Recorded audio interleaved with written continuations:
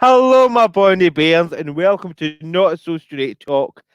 Now, this week we have with us back. Oh, where he tried to do this with your glasses? Nomi Divine, right? Hello. I'm just And sharing it, sorry. that's fine. You keep sharing it. You keep pumping it out there. And new panelist, well, no new. He's always been on the panel. It's just that this is his first time doing it. All the way from Berlin, HP Love Shaft. There we go. Hiya, thanks so much for having me, love. Not a problem, not a problem. So why don't you tell a wee bit about yourself while we're waiting on other people joining us?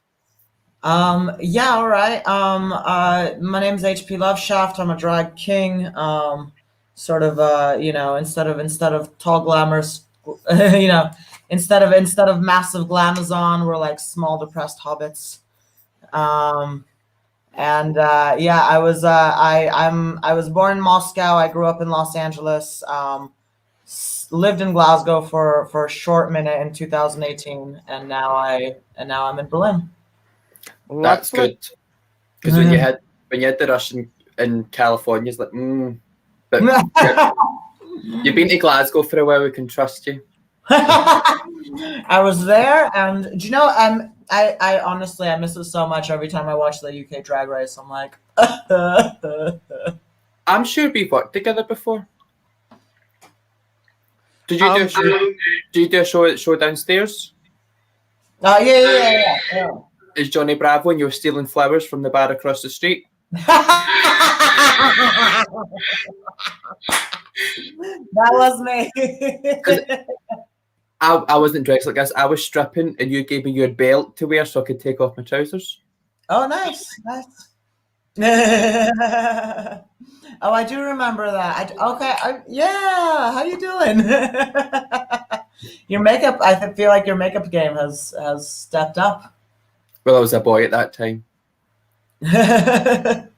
Right. That'll do it. Oh. So how are things in beautiful Glasgow then? Shite. Stunning, beautiful, gorgeous. It's all right. There's shit here in Berlin as well. I know. I think Chris is going to be raging she's not on this week. Because the last twice Chris has been on, she spoke about Berlin and how she loves going to Berlin. And then the 1 week she's not on is week we actually have someone from Berlin on. We know why she loves it. Aye. Because she's a whore. I was going to say, is it something dirty? Yeah. She likes being down the back alleys and sex dungeons in Berlin. We like doing it in Glasgow. You speak for yourself. I'm a good Catholic. We're that white and stuck up. We do all the same dirty stuff, but we make it British. Right, okay. Yeah, it's weird to talk to people about Berlin right now because everybody's, Berlin is known for these nightclubs and like this, that, and the other. And right now there's fuck all. So I was like, I can't wait to come visit you in Berlin. We're gonna go to the canal. I know everybody just thinks it's this amazing free loving party nightclub. Like it's the last place where you can be like edgy and unique, and it's all shut like everywhere else.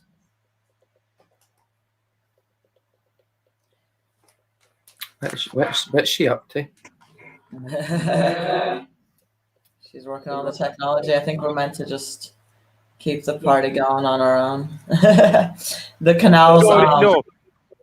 So, potentially we do. We'll talk about Glasgow Drag Race in a wee while, and potentially the eliminated queen may or may not be joining us. The offer's been made, and they've just posted who's been eliminated.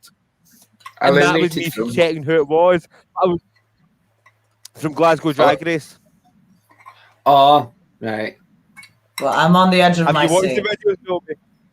I have watched the videos. That's good, because you've got to talk about them in a wee while. I know I've watched them. I've seen all the looks. I've seen all the making their looks. I've watched the introductions. I'm just scared because I still don't know who half them are. That's fine. Is there one of those where there's like a lineup of like 30 girls and you're just like, it's a bit much. Well, there was 9 of them. There's now 8. Oh, that's manageable. But we'll talk about that later on, just in case they do decide that they're coming on. Give them time to actually come on and join. And if they're not on by the time we talk about it, then that's fair enough. But the offer was made. I received a message back about one of them saying that they don't finish their work till 8 o'clock, so could they do it as a boy? And I'm like, yeah, of course, but that's not the one that's been eliminated, so I don't know whether the eliminated one is coming on, but we'll find out soon enough, and that'll all be fun, fine, and dandy. A wee message from Emma. If they haven't got time to do the drag makeup, they can just put a filter on, yeah? A wee message from Emma Gibson there saying that Berlin Pride is amazing. Berlin Pride. Is that amazing? I'm sure it is.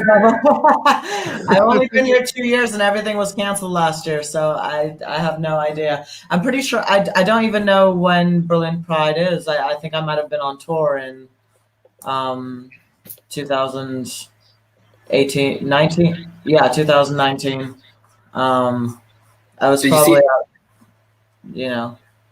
Effie, did you see that bit of humble bragging there? I was on tour. I couldn't do it. But it's whether it's a tour like our tour or if it's a tour like other people's tours.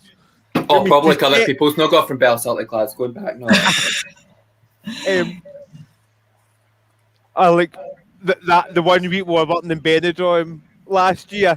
Oh, that was while we were working abroad. Yeah. And then I only do places with TikTok. Aye. Who's not got we do very well in places beginning with Emma Gibson. Doesn't have a TikTok to watch Glasgow Drag Race. Oh, is it only on TikTok? No wonder I haven't fucking seen shit about it. Yeah. Aye, it's... don't worry, we'll get into that later, I know. Well, I can't even... There's that you can't... I still need to be diplomatic. I'm judging next week. I can't even spell TikTok. And that's no lie. There's this meme that's going around. It's like a picture of the Golden Girls sitting around a table, and the captions people in their 30s discussing TikTok. And I've never.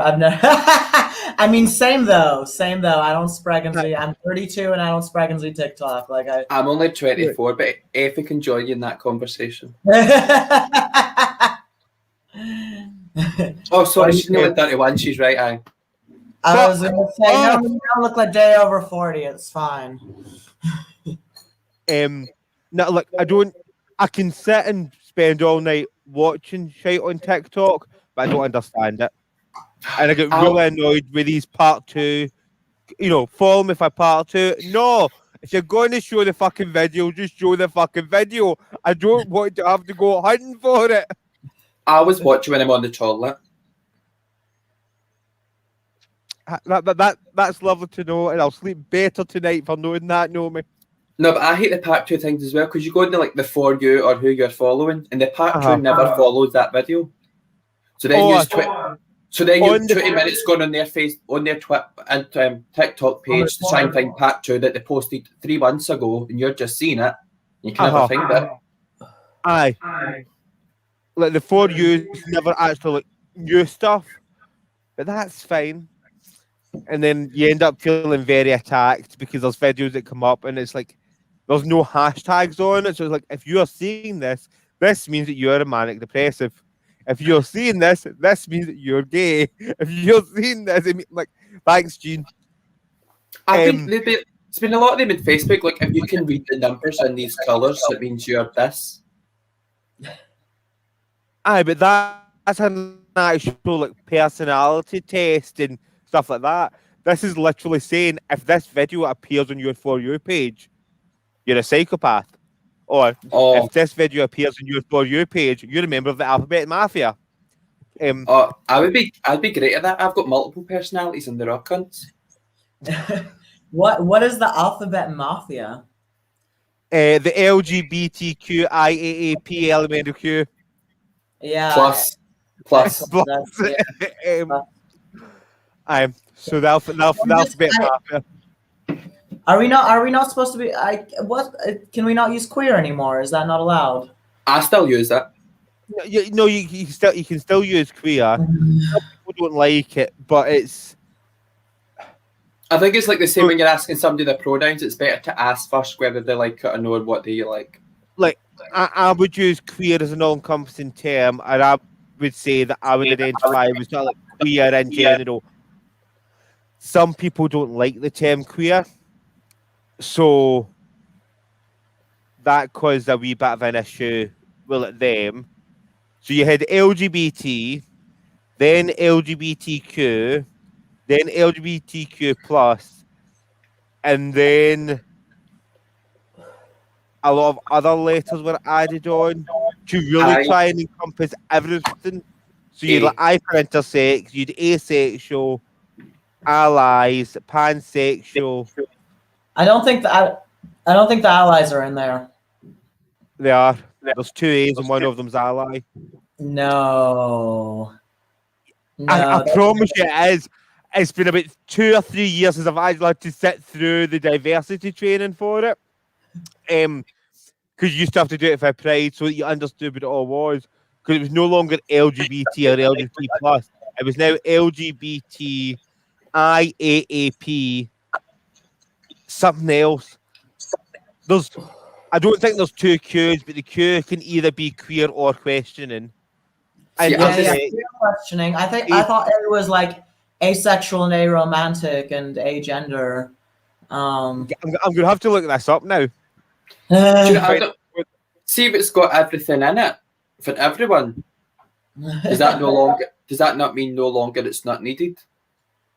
No, I would say it's more needed than ever because like it's the reason that we've got all of these, like the reason that we need like bisexual spaces, for example, right, is because we've got biphobia in the community. And where did that come from? That wasn't originally there, right? Because back in the day when we had these labels like lesbian, for example, lesbian meant that it was something you did rather than something that you were. So there wasn't if you did the lesbian, then you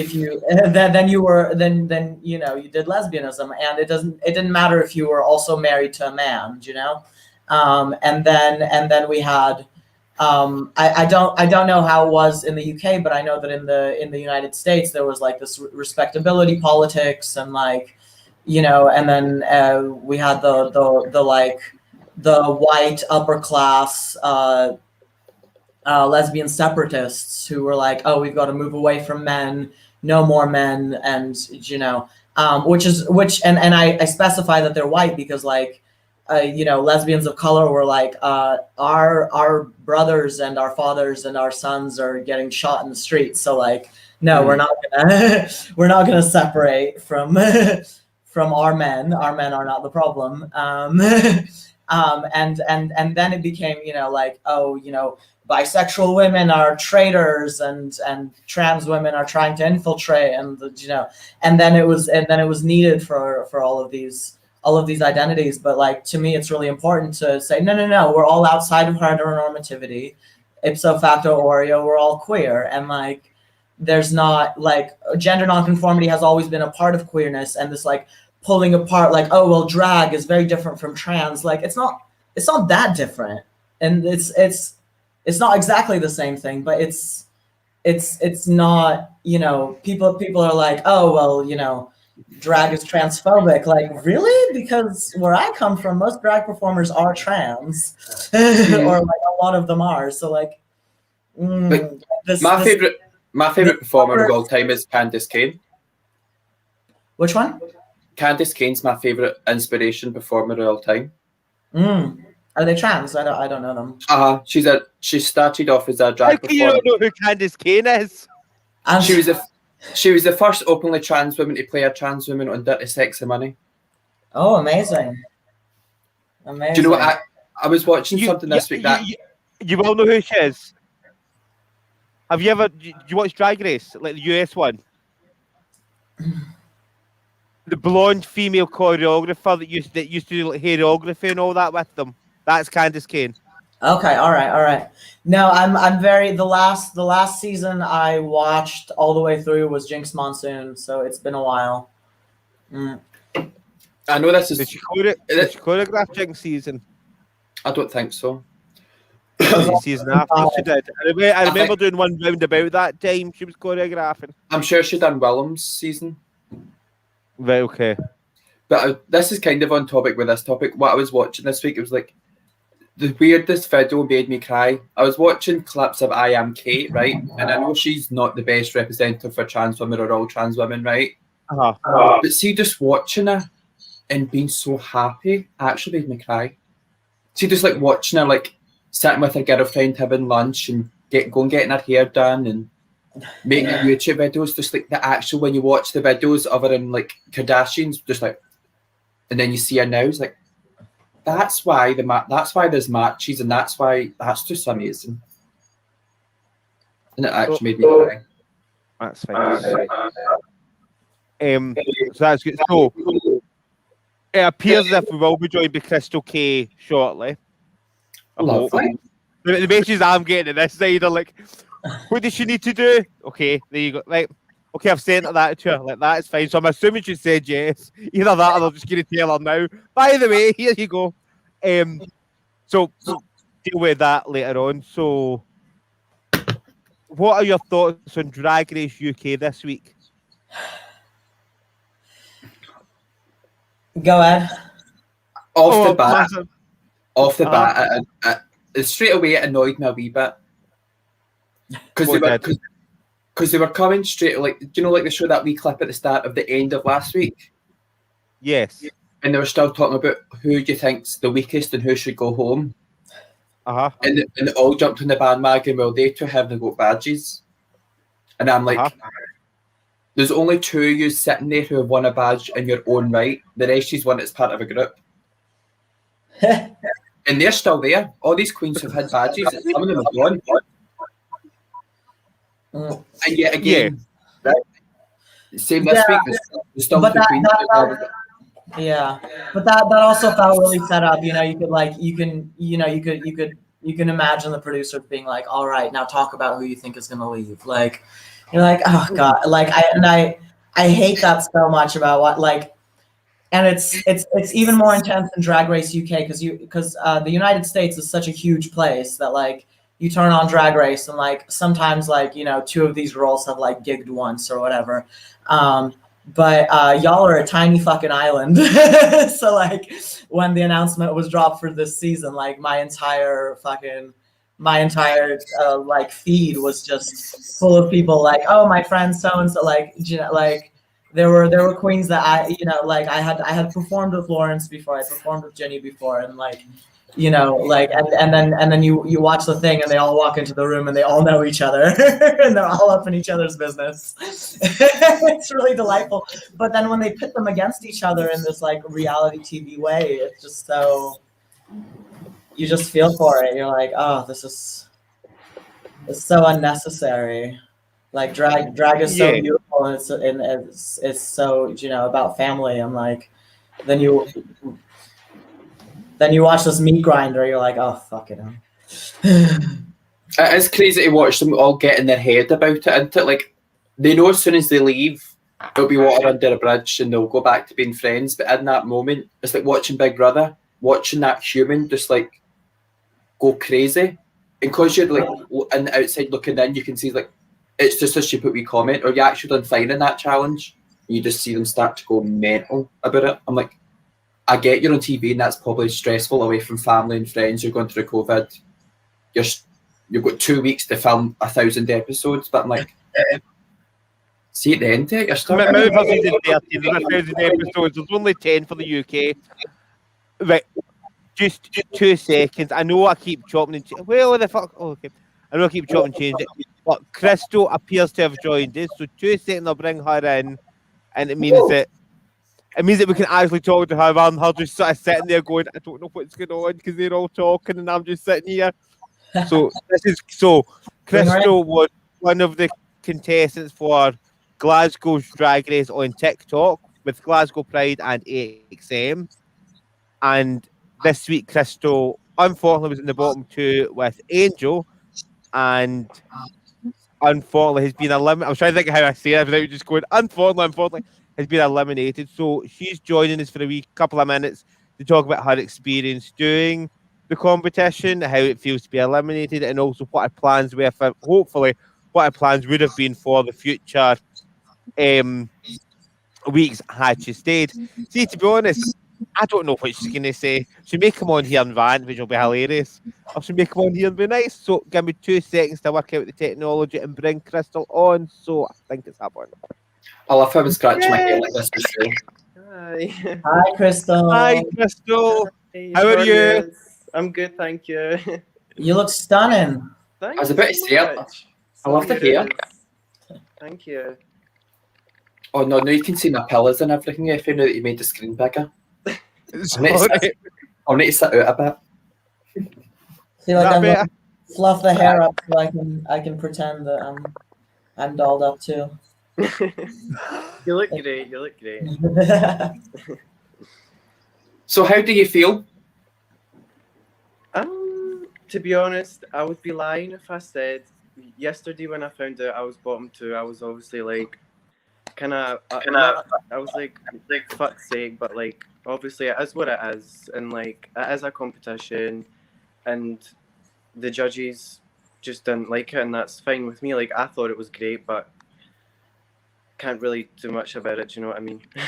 Is there now that you've saw the other 8 contestants and what they done, and you've had your feedback, is there anything that you would have changed? I would have Have definitely. you seen the other 8? Is there anything you would have changed, or would you still have went with the same concept and executed it in the same way? Yeah, I mean, I would have still done the same concept, but maybe just like covered up the parts that like there were some parts on show that were maybe not as polished. So maybe I could have stuck more CDs on to like make it more like as good as the top half was. Yeah. But yeah, It's 2021 CDs are hard to come by these days. I know, right? I was walking about like That's a good point. Like, It's also a yeah, retro no, look. I thought your look was good. I would agree with you. Personally, I would have had more CDs on it, so that it was more like a mirrored look made with the CDs. But well done in being able to make a crinoline by yourself. I was about to It say, was so hard. It was so hard. They framed is in that the made out script. of paper?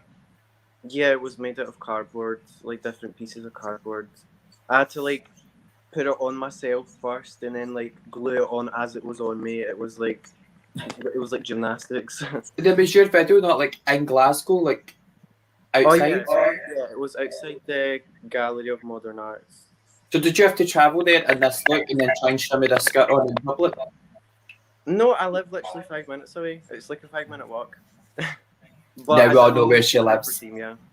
I mean, to be fair, she probably would walk past where I filmed from because she filmed outside. She filmed outside this building for an audition. Yeah. But we're not allowed to actually have folk in. Or this would be done a lot easier with us, the 4 of us sitting around a table. True. So overall, what was your experience like during the competition? I mean, it was something. I'm glad because it helped my creative mind to like flow, and I felt like I'm really proud of myself because I created something that I would have never done before. Because before I always rested on pretty and like very polished, but this time I felt like I was more rough around the edges and like done like no eyebrows for the first time. I just wanted to look like an alien instead of like more pretty, and I'm really proud of myself for that. So even though I'm out first, I am so proud of myself and I couldn't be happier, and I'm gonna leave gracefully, and I'm just really glad I've done this. You should be. Think about I've entered every drag competition in Glasgow and lost every single one. Mm-hmm. And look at you now. I'm doing perfectly fine. Exactly. But there's always makes you stronger.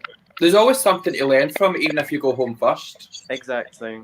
It gives you the opportunity to do things you've never done before. Like if you're not in a competition circuit, you can just rely on like, well, this is the drag I've got, and it's going to stay that way. But in competition, you can take the risks to try something different. Yeah, and I'm definitely going to take the critiques on board, and I'm going to apply them to my next projects for sure. Oh, can't wait to see them. Thank you. I'm sorry if this is kind of an ignorant question, but I haven't really I haven't got the TikTok yet. So are there how many people are viewing this competition? I think it's 9 or 8, but it was 10 before. No. How many how many viewers do you have? Oh, viewers. I'll go and check. 8 or 9. I think they have like 600 followers now, but I think it's like almost 1,000 views like per. Holy cannoli! All right, so that's.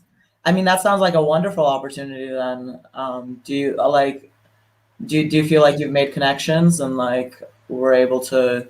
Oh, for sure, yeah. There's 573 followers. So it's not bad. Considering the account was only set up a few weeks ago, that is quite Actually, good. Yeah. We were saying that. Have you done many drag competitions before?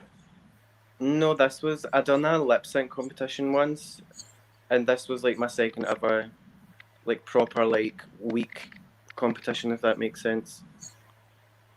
So yeah, but no, who's got like how did it feel trying to do the competition on TikTok? Was that something that you found fairly easy, or was that a challenge doing it on TikTok? Or yeah, it was quite a challenge because I've never used TikTok before, so I was like, oh my god. But I used a different app to edit my video and then I put it on TikTok, so it was pretty straightforward. Like I just tried to choose something that I'm more comfortable with and then just shoving it into the TikTok, do you know what I mean? I would just imagine that 60 seconds of anything must be hard. Oh, it is, because like when I had so much like footage of like me walking about different places, it's so hard just to cramp it into the 1 minute because you're like, oh, that bit looks good and that bit looks good, and I'm just like, I don't know what to choose. Do you know what I mean? Especially when it comes to the lip syncs, and you've got that still only got that 60 seconds. Exactly. I feel like the lip sync was harder than the actual making of the video for the challenge. It must be sort of weird trying to do a lip sync when you can't be overly creative because it's just a lip sync, but you don't have the person that you're battling against. True. Like the energy isn't there.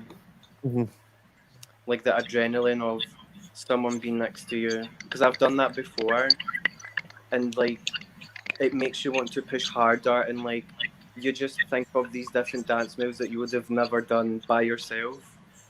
And I feel like I do miss that kind of energy. We all do, babes. Oh, I know. But still, like I was just thinking like 1,000 viewers, like I feel like when I go to a gig, like if there's 30 people, if there's 50 people in the audience, that's like that's good, that's a good night, and that's people that you can reach. But one of the nice things about this internet thing, though, it does suck. Yeah. is I'm sure you've got fans now that wouldn't have come across you otherwise. Definitely. So obviously there's a Snatch game in a few weeks. Had you made it to Snatch game? Did you have any ideas who it was that you were planning on doing? Did you have any characters in mind? Yeah, I really wanted to do Megan McKenna and Big Brother when she was screaming about being hungry. Okay. I thought I would have done so good in that. That sounds quite fun. I know. I was either going to do that or have you ever seen The House Bunny? Yeah. Yes, I was going to do that also. That would be funny. For next week's hometown look, what scheme had you chosen, and did you have any ideas for it? So actually, my hometown is Kilmarnock. So I was trying. I was trying to brainstorm ideas, and I came up with. So in the football stadium, they have this like mascot that's a squirrel. So I was going to do something around that. Cute. Nice. Yeah. Can't go wrong with nuts. No, you can't. I'm Once you just get glad a- that she was doing a scheme challenge. She's from Kilmarnock and she didn't do on thank. I'm just like, like to be, your challenge is queen of the scheme. You're from Kilmarnock. I know. I'm really glad that you went with like the Kilmarnock FC mascot rather than going. I'll just do. Big D's not from the scheme. She was Benefit Street, but I'll just do something from the scheme. I don't know. I'm looking forward. And I'm also scared a bit because I'm judging hometown look next week. Mhm. Slightly why I know what I'm looking for. So it is in the sort of judge's introduction photo, and I think it's going to go one of two ways.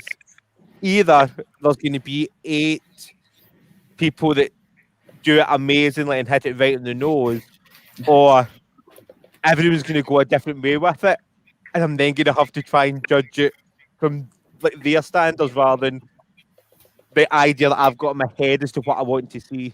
Yeah. But it'll be interesting. Mhm. Well, you could be helpful to them. What would you like to see, Effie? It's in the video what I'd like to see. Some people don't have TikTok. The people that are doing the competition of TikTok. No, basically, like for me and like the other judge may feel differently. I need it to be clear what scheme you're doing. So no subtlety, right? You're getting judged by a panel today. Don't be subtle about it. Either pick an iconic landmark, something it's famous for, or a pun on the scheme's name. Like so. We do love a pun. Like if you're doing somewhere like Liverpool, right?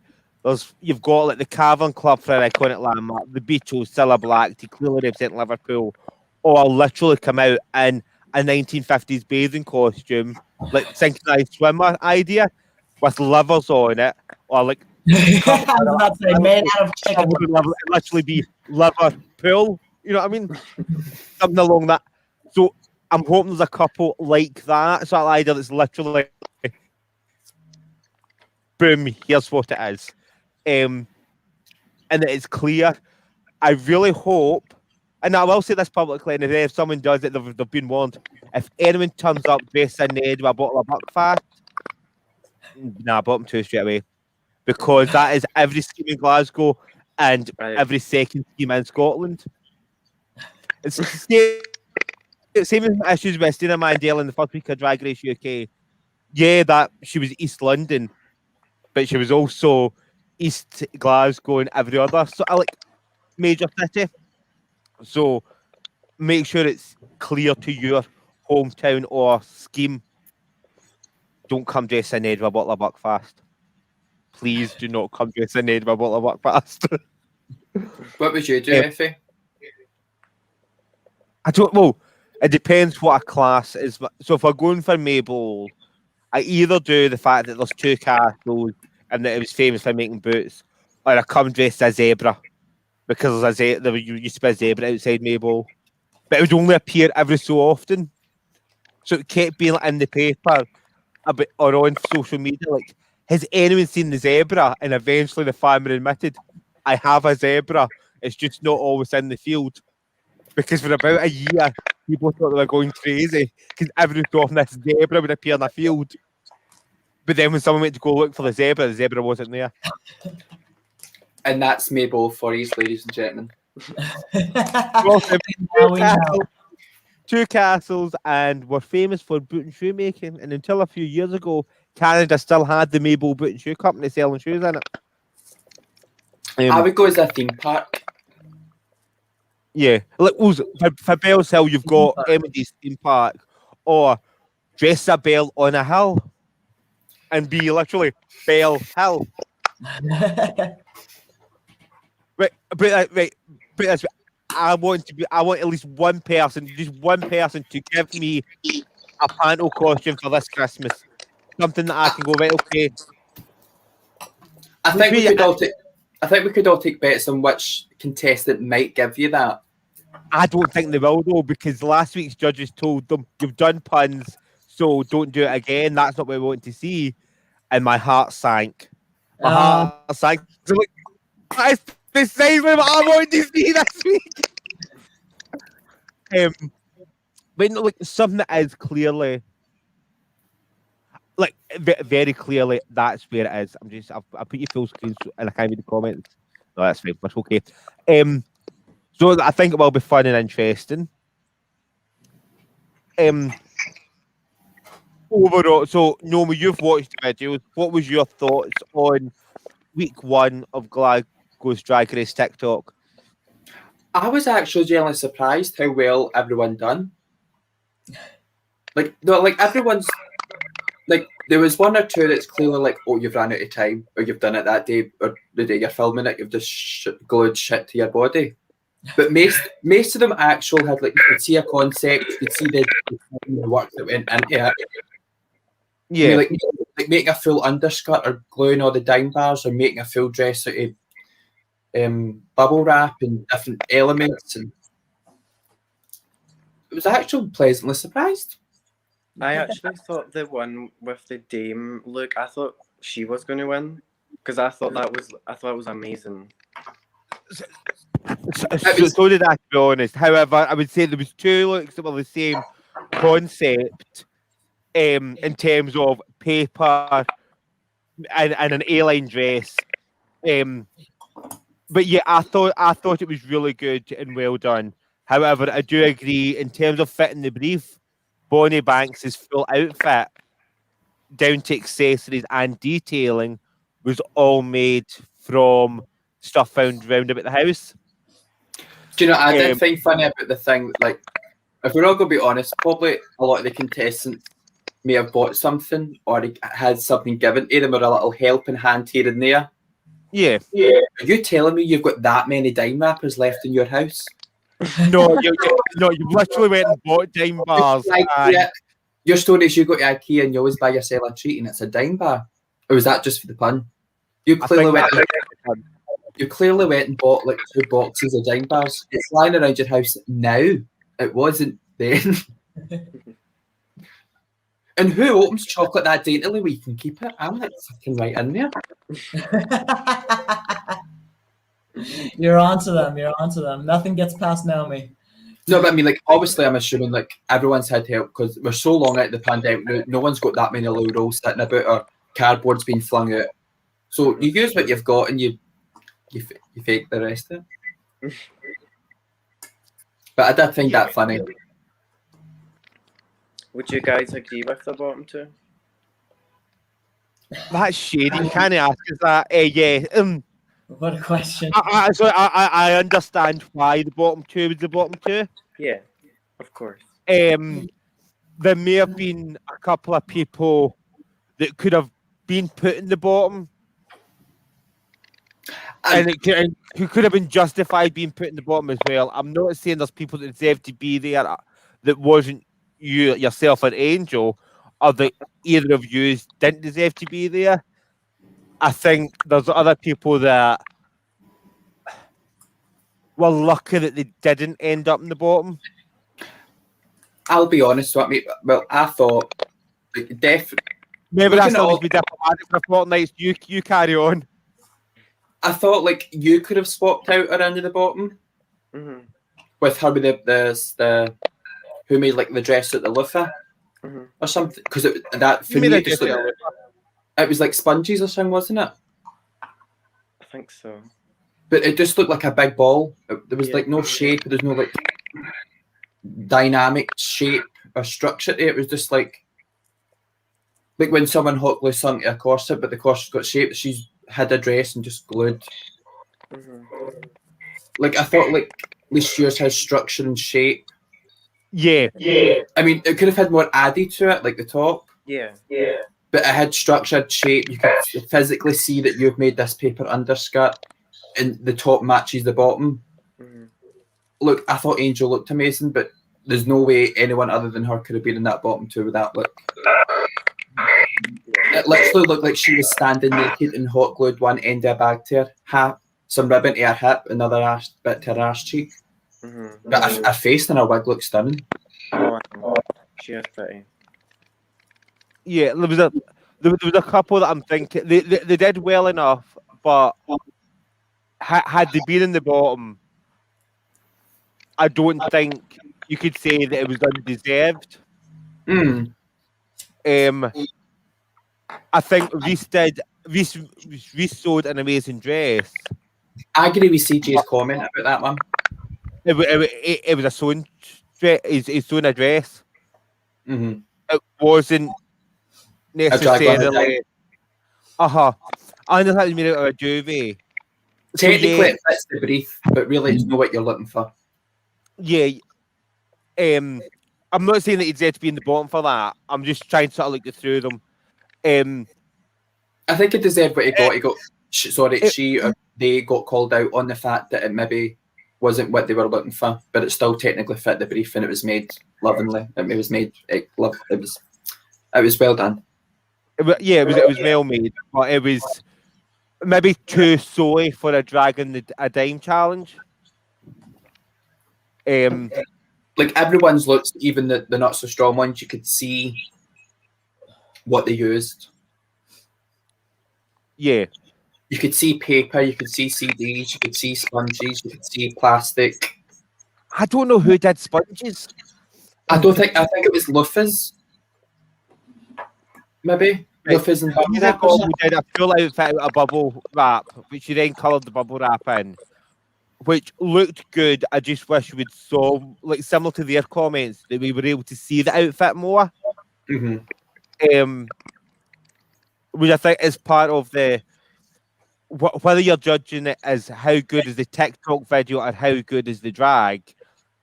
It was a very good TikTok video with transitions and all the effects. You couldn't really see the dress well enough for my liking, but then I'm old. I can't see things that well. I liked Sugar Bowl? I like Sugar Bowl's concept. It was well made. It just needed fitted slightly better. But if you're not a seamstress, it was a very good attempt. What dress was that? What outfit? She was wearing the pink beehive with the rollers in it, and then it was like a bag for life that was into. I don't know what else was intended to be a Trolls doll, but it was like a Trolls doll sort of look, I would have said. I like the one that was red and like one shouldered with like this design around the edge.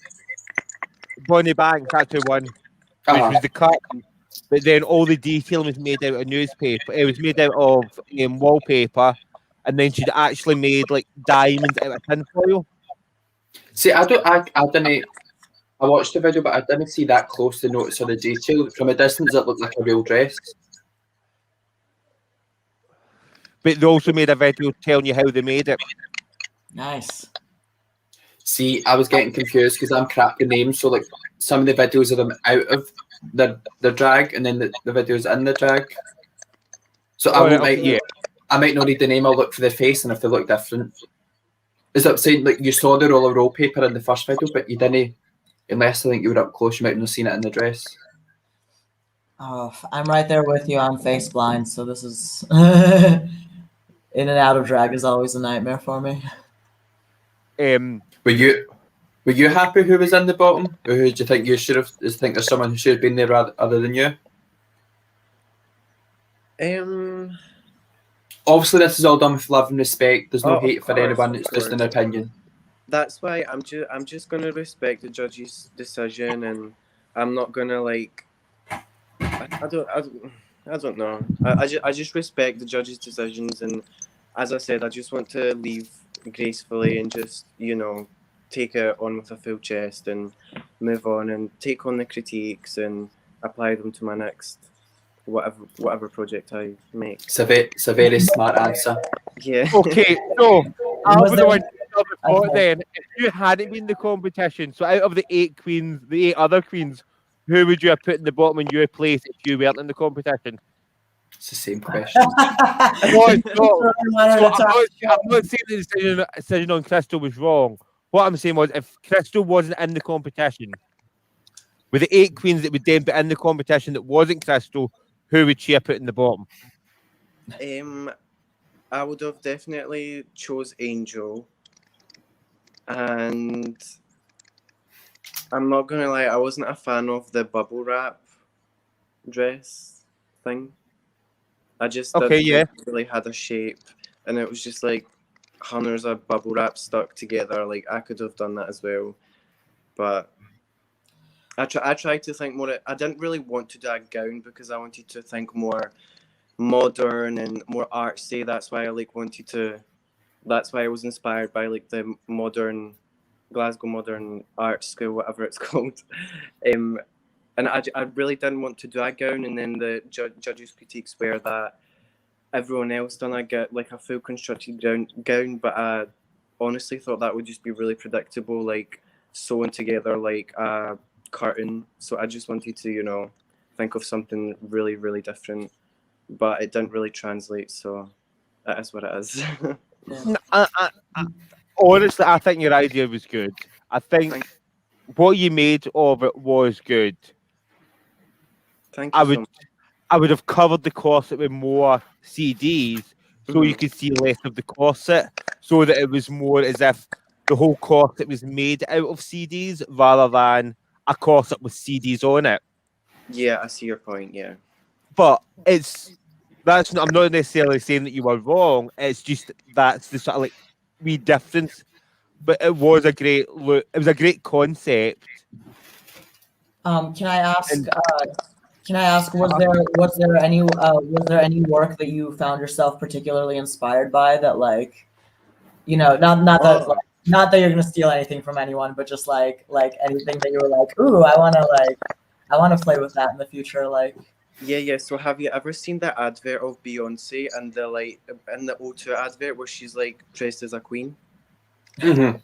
That's what I was inspired by. The bottom part, I've always wanted that.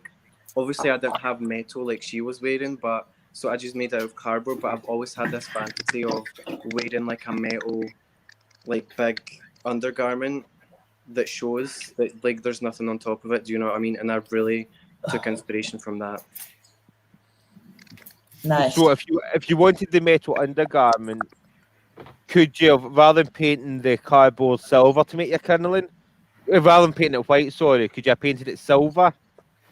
Yeah, probably, but And then with because the I had white paint in my cupboard already, so I was like, I'll just use that. So you fitted the brief, you used what you already had. Well done. Yeah. That's what happens when you don't cheat, kids. Because what I thought was, if I could, my thought was actually silver as well, but I wouldn't like silver paint. I would have rather bought a spray can. But then Because it's more reflective. Yeah, but obviously it was, things that are in the house. So I was like, I'd rather just. See, to be fair, it's probably better for that. It's probably better you use the paint, see, because you did see so much of your white corset. Yeah. It matched better for me if it was like a stark silver. Because if you had that silver, then you wouldn't have put the CDs on it. Probably. So then if I stuck more CDs to the corset, I could have probably painted it silver. Yeah. But no, I never say you did very well, especially it was the first week, so you didn't know each other. You have been asked to do things that you probably most drag competitions that run for a while have some sort of design challenge. They're all based off drag race and these design challenges. Not many working queens do that much design of their own stuff, really. I think as well, it's the same like drag race. It's like you see all these queens who can sew. Doesn't mean they're fashion designers. Doesn't mean they've got taste. They can make you a dress. Yeah. Doesn't mean they could draw you a beautiful design. Do you like when Drag Race shop? There's like, I didn't quite like your design, but it structured perfectly. Like, need to say because she can sew means she's a fashion designer. She can sew. Exactly. Oh, it sounds like you're getting good feedback to keep working on the look though, because I mean, if you've already put so much work into it, Plus, I'm sure we've it's around. we've been in lockdown for so long. We've all been out of the game and out of the look, having to use that part of our brain and actually do that for ages. Oh, I know, that's so true. I Like, I'm lucky I'm no makeup artist and this is just paint by numbers, but if I had... well, I couldn't. I know. I think it would be very difficult. Right, so this is what's going to make it weird next week is because I'm probably going to critique someone on it and someone's going to come back and say, well, you can't do that. Then the day, that's not what I get paid for. You're doing a competition to do that. Right, I get paid to turn up, sing out a tune for a couple of hours, or I get paid to come and hold a show together for 3 hours and do like a pan tour, all that. And I also get paid to come and judge drag competitions on your performance. So yes, I can't sew, but I can take a dress and turn it into something. Right, so like my smartest dress, my gingerbread house, they were basic dresses. They were then turned into those things. I've got a question for you, Effie. What? See, when it comes to, like, obviously, like, so long-running drag competitions will usually keep the same judges. Uh-huh. Do you think this is the best week for you to judge, or do you think there's a week that your skills and No. your assets would be better used that? No. When you're talking about if someone comes back to you and says, well, you can't do that, look, this isn't actually my strongest week. If you put me in the snatch game and I'm an actress, I can do that, I can judge that and stand behind my I would have, looking at who all the judges are, I would probably have put me into either an acting challenge or snatch game because that's what I do in drag. But it doesn't mean I can't judge. The hometown looks by the same, because I wouldn't say that other than Rue and CJ, I wouldn't say any of the other drag judges are particularly fashion queens or designing queens or making queens. And that is no disrespect to any of them and saying that they can't do it. But what I would say that what I would know them for isn't necessarily like design or art the stuff they're making. But it's also about adapting. So I would suggest no matter what week it is, look at who your judges are and think about who your judges are. So if you know anything about those judges and know what they're like, play to your strength and to their preferences. Look, I don't know. We're off from a rough area. Was that police car outside any of your houses or was it mine? That was I think it was yours. Was it yours, Crystal? Yeah, because I'm like right in the centre. They go by every 5 minutes. But say I'm for Belsill, Effie's in Glasgow, so it could be anywhere. We know it's no in Germany because they've got a different accent. Oh, plus I'm in the bathhouse. I don't get to hear the street, but I am right above. A children's school, so every day, right at noon, just hundreds of screaming. Ah! Not right now, obviously, but it's delightful when you're waking up after a gig. I could just imagine. You just turn into a supervillain immediately. You're like, children's laughter, disgusting. Would you do any of the other Glasgow contests, Crystal, if they came back? I would love to do the Sucky pageant. Did you not do the Sucky pageant? Yes, that's another one I lost. Yeah. No, I would love to do that though. No, that honestly, like, just taking your own personal experience into it, taking out whatever the critiques is or where you landed. I think it's out of the competitions that I've done, it's probably one of the best because it is long running and they challenge you on so many different aspects of drag. Where it'd be like, you may not be a singer, but you have the option to sing in a certain challenge. You have the option to do stand up, depending on what challenge, design, make, or just style it. So I think that's a good one. Definitely. I would also love to do the AXM, I think it's like Dancing with the Stars kind of theme competition thing. Oh, Strictly Come Drag. Yeah. I would love to do that. outside of competitions, what would you say your strong point is in drag, or what do you want to do with your drag? I feel like besides showing looks and like performance wise, I really love to make as cringy as it sounds. I do really love to just make people feel good, and I do want a platform to like spread positivity and like just uplift people. And do you know that way when just someone I've already had people come up to me sometimes or message me and say, "Oh, you've inspired me to do this." Like like your tweets or your kind words to me, or like your one of your performances I've seen has inspired me, and it just that feeling just it feeds me, like it makes me feel so good, and it's what helps me like get up every day because I'm like, if I can make a change in one person's life, then like that's all I want. Do you know what I mean? So you want to be a drag ambassador? Basically, yeah. See, You make me think with your sort of sweetness and niceness there. do you want to be like? I just want to help people, make the world full of rainbows, and make people feel good. Fuck off. I swear. So wholesome, disgusting. Now, can I like give you a little bit of feedback on that? Of course.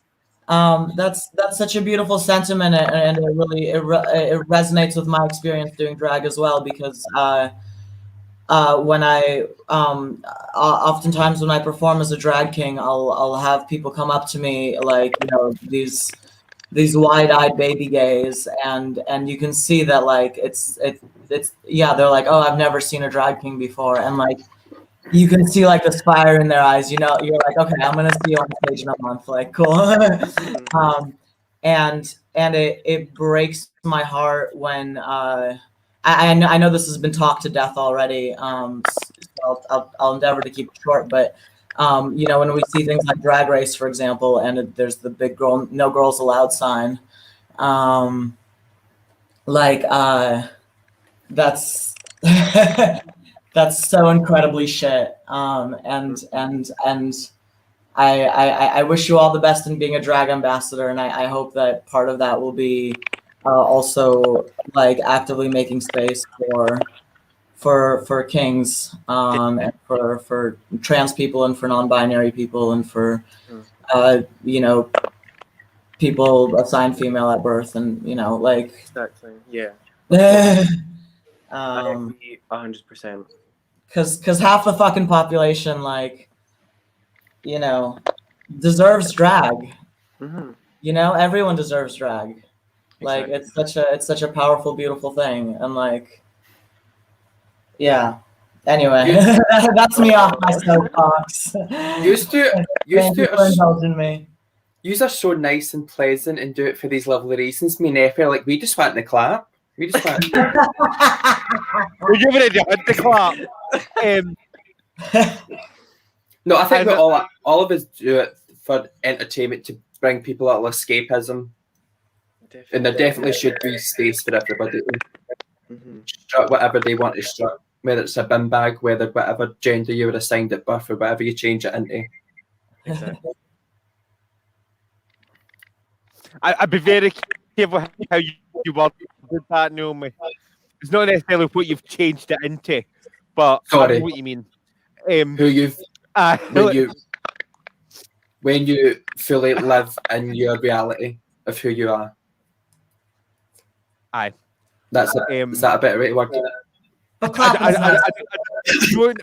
I was just really like, whatever you change it into, I'm like, it's not necessarily a change. It's more of a, well, everyone's different. But you know how folk love to watch these and then come back and I make like a shady comment. I blame me for being shady if it's you that said it, but we'll not talk about it.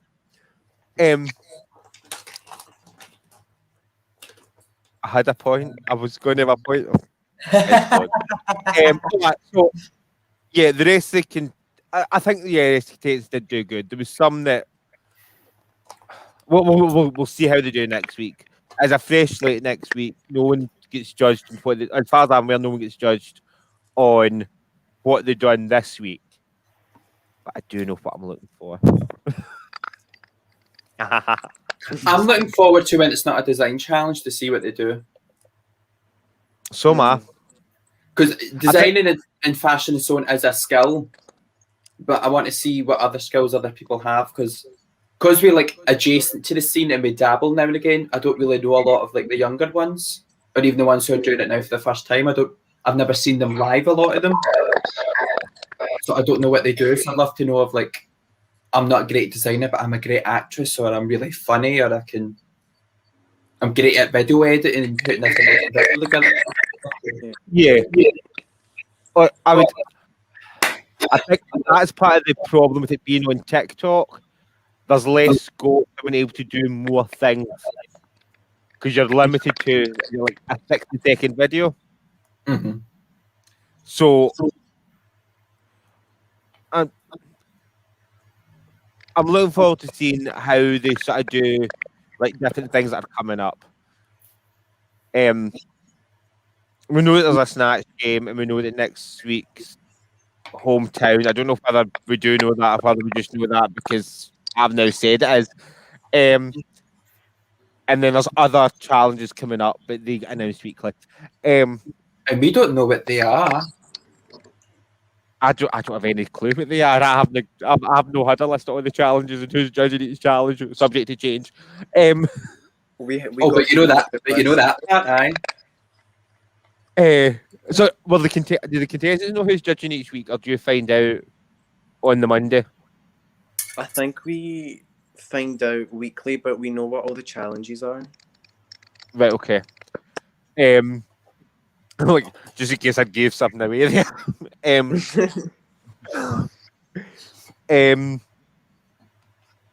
like that's about as much that I know. I know what we can do, and I know what all the challenges are, but I couldn't necessarily tell you what they're looking for each of the challenges. I just know what the titles are.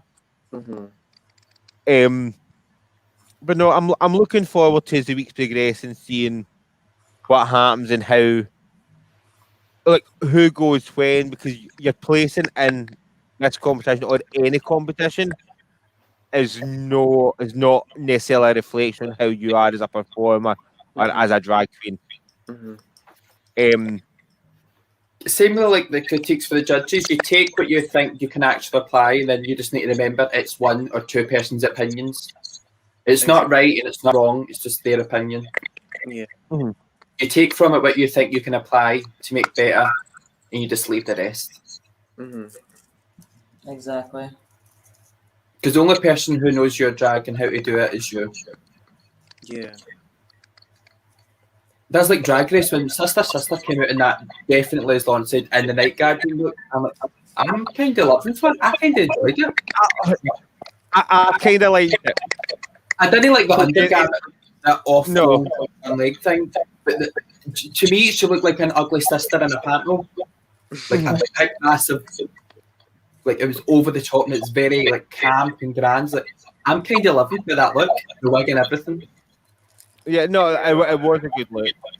I was saying most of the looks were good this week. I don't necessarily agree that. Well, so I agree that Bimini and Lawrence were both safe. I don't necessarily agree that Bimini was safe and Lawrence was bottom three. I agree. Yeah. I personally feel that Lawrence was slightly better than Bimini. Again, that could literally be a unconscious bias towards Lawrence. But I did sort of feel as if, you know, it had made a corset. It made a corset. It made the sleeves. It made, you know, the feather dust. It was a really good look. It like had a really strong profile and like silhouette, and like it was strong. What I've always noticed with the runways is they always tell you now and again that they want camp in this over the top thing. But if you come out looking high fashion, you'll always win over someone who's done camp or costuming, even if they've asked for it. Also, like I don't know, like watching the UK Drag Race has shown me that RuPaul doesn't know shit about drag anymore because like just like the the disrespect of like some of the some of the critiques that have been leveled like over the weeks, like really shows just like this like. Or do you mean the H&M comment?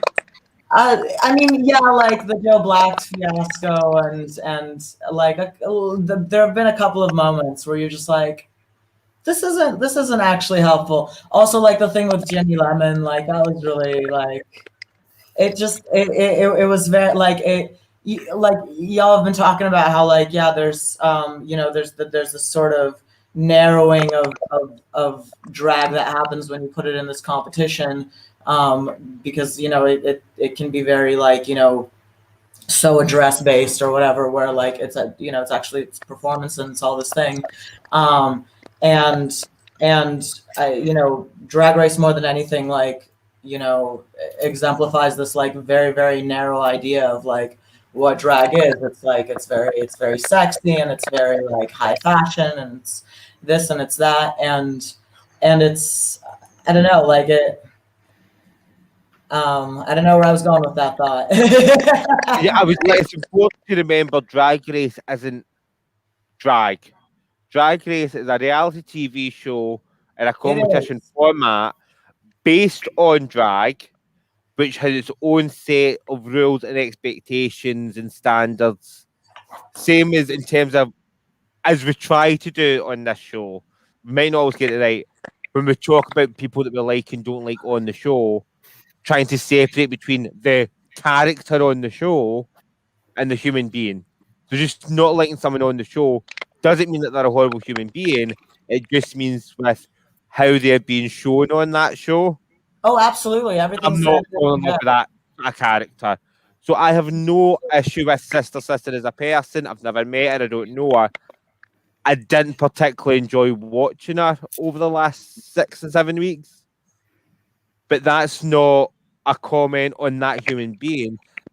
Just that character in the TV show, I wasn't particularly. I just couldn't take to them within the context of the show. Yeah. But I agree that if in the bottom they deserve to go home. I did like their runway look though. Yeah. I mean, with Sister specifically, just because there's been this discussion about like online bullying and stuff like that, that you're sort of referencing with how they edit stuff. Somebody also pointed out that like you also see in the footage very consistently that she's like emotionally connecting with the other queens, and like they the villain edit is a thing that exists, but you can really see, even just because I don't know her either. I've never I mean, yeah, like I've never met her. But like even with the edited material that they present to you, like it's if you turn off the like spooky music where it's like this is the bad guy speaking, like it paints so much more. I think that's the thing Aiden into it is like editing a very like compassionate person. Editing can gaslight you to change how you actually feel or think. It creates its own concept, like context, and it like gaslights it to make you doubt. As you said, she could say this innocent comment, which is like drag performers banter back and forth, and they've cut out the fact that someone's just said something very similar to her to start with, but they've cut it there. Exactly. No, what got to me was the 2 weeks where it was never Sister's fault. You know what I mean? So week 2, she was moaning about Lawrence, and it was Lawrence's fault that she didn't do well. Then when she was with Veronica, it was Veronica's fault that Sister didn't do well. Now that's probably been 20 minutes talking about something, and they'll just take that comment out. But watching that, I'm like, yeah, okay, I understand why you're pissed off, because I'd be pissed off too. But at the end of the day, you've got to look out for yourself.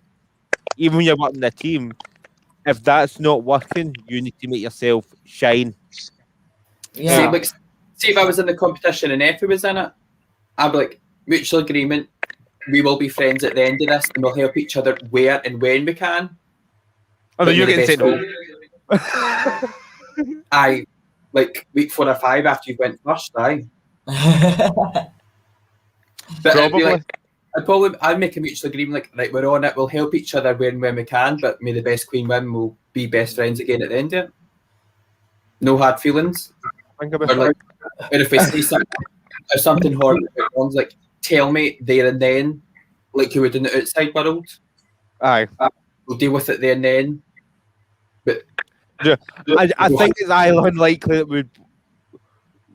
I think it's highly unlikely we would both be on it. It's really unlikely we would both be on it at the same time. no, but like Unless that team I had last year was actually a premonition and they start moving. Right, but it's one of those things that Scotland is so small.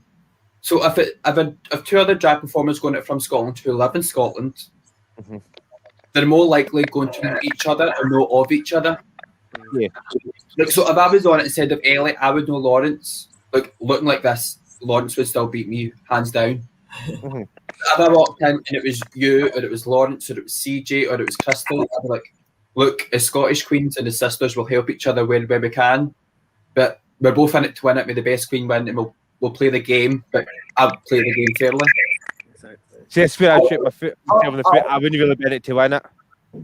I mean, I would just be in it to walk on and get the extra few things. I appreciate the benefits of being on that show, and the benefits of being in that show for me personally would be up in the booking fee, and rather than having to do panto in here, I could still produce the panto for in here, but fuck off and do the panto somewhere else and make $5 or $6 grand minimum a week doing the panto somewhere else. I think if I went on it, I don't think I would win because my skill set doesn't lie in that area. I'm not a very competitive person. I would still. Every drag performer's got some sort of ego where you want to be showing your best light. Like, do you know, like everyone's got something you're good at, and you want to make sure you're each week. You don't want to go undefeated before you even start. Just like I'm on it now. That's me. It's like, no, I'll still try my best and try and win every week. I'm not going to bitch behind someone's back and fall out with someone. But I'll go crazy if I don't win. Well, I think most people are, you know, like there's this cultural thing that I've been noticing watching the UK race and the way it's edited, where like I feel sometimes maybe just like the UK humor, like, you know, is lost on the American editors, and they like there's a lot of things that like it's just like it's just snark, but they're editing it like it's this really sincere like beef, and like it's like yeah, you want to be shown in your best light, and you will be, but also you won't be, because that's not how they do it. That's not the point. The point is to start shit. Like a big like unseen thing. I think the difference between British and American drag is like British queens don't really get ready together if you're performing. Like your sisters and your party, and you hang around with each other once you're at a venue. Or if you're just going out and drag for the fun of it, then you maybe get ready together. But I feel like it's a more an American thing where it's like, oh look, this big club's got a dressing room. We'll come in and get ready together, and we'll talk, and we'll go for lunch, and then we'll go and get ready. Like I feel like British is very much like, I'll get ready in my room, jump in the train, jump in my car, I'll meet you there. So that I think a lot of that is to do with the fact that professional queens in America are working in groups. Professional queens in the UK are generally booked solo, and if they're working in groups, they're working in their group, and they've been booked to a group. There's That's less. what I mean, like, But professional queens in the UK don't work on shows where you book 8 queens to come and do a show the way they do in America. In the UK, you book 1 queen to come and do a 2-hour show. In the majority of cases, not in all cases, before someone tries to come for me for that, but the majority of professional paid queens in the UK work in a system of they're booked to provide that night's entertainment rather than they're booked to do a number. I feel like a lot of drag performers in Britain do work solo, even if they work as a part of a show. Like if you like even when you feel like if you look at the Mother Trucker girls or like Trigger, they work together on that night and that night alone. But there's no like they come together and have like a big dressing room and they all get ready together and do like they go on tour or it's that night. I feel like America's like, because tipping can be so good if it's a big club, it'll be the same group of performers that work Monday to Wednesday and they'll get ready together and they might even live it. Like it's a more of a, like when you watch them get ready with the queens, like the behind the scenes thing, I think it's a lot more natural for American queens than it is for British queens. Yeah. So like I feel that's why British queens can never come across as more snarky, because we don't actually we don't deal with other drag queens till we're fully in this make believe world of drag where you put it all on. No, the British queens don't come off as more snarky. They come off as much more likable.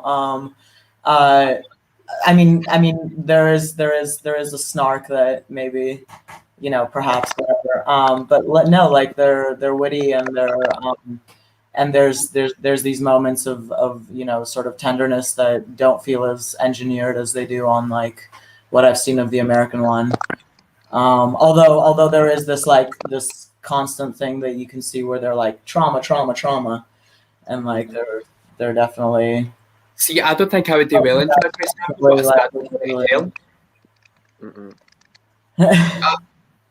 Like I've not got any like everyone's got trauma and stuff that's happened, but I've not got anything to the scale of what they want to show in Drag Race. I mean, they bang out Drag Race in like 2 weeks, like you were saying. They put you in a fucking pressure cooker, like you've got something. Yeah, it depends on how much you're willing to share. You can always find something and blow something minor into something major. All they would have on me is being dyslexic. If they ask me to do too many things where I need to read it straight away and deliver it, I might fuck up more and that might be stressful. But like, I get on with most people, all my family. I've got a great family life. I've got a great friend circle. Oh, that's lovely. Other than I can't read, I'm thick as shit. That's about it. So Ahura won this week, which I think was deserved. Yeah.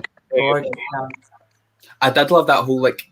I think I saw someone like tweet it or Facebook is like that whole bit where she was going around annoying people and asking for things. She knew full well that she could fling that together in 5 minutes. I've got time to spare. I'm just going to go and have some fun, get my spoon out and shit stuff. Tace's look with the scourers. Had it been longer, it would have been an amazing look. But she ran out of scourers. See, I didn't think it was. I think again, he's getting if it was full length, it would have been nice. But it was literally a boob tube and a couple of sleeves. It needed something in the bottom. The design of the top is something I have seen on Boohoo. Was all those different ones, like the busty top with the big massive sleeves. I think we've all seen that on like design shops. And also it was falling apart. No, it's a nice one though. It had nothing on the bottom. It was literally it needed something in the bottom. I agree it needed something in the bottom. But overall, what if you put something in the bottom, I had more scourers to make it longer and go to the bottom, it would have been a good look and concept. And the fact that yes, you can get something similar on Boohoo, I don't think is a criticism for it. Because at the end of the day, you're meant to be trying to make something out of nothing. You're not meant to be trying to reinvent the wheel. I think she got a lot of slack with it because she's beautiful and got a great body to carry it. I think if she didn't look as good looking or had a different body shape. Yeah, definitely. It's like makes nothing out of something, makes something out of nothing or nothing out of something. It's like the same thing. And that, do you need to take everything into consideration? The fact that all she did was stretch it out and glue it, where others literally cut out patterns and made bows and made floral and made flowers, where she literally was relying on sticking it straight to her. She was still in the bottom for it though. I know, but I was thinking, so like Bag of Chips made something out of wire wool as well, and it wasn't very nice. But I don't think one was worse than the other. I think they were both just as bad as each other, just different designs. Yeah. I kind of like the visual of how it's falling apart. I wish people would have expanded it to the shoes as well. But yeah, I like- you're falling apart in quarantine. That makes sense. It checks out.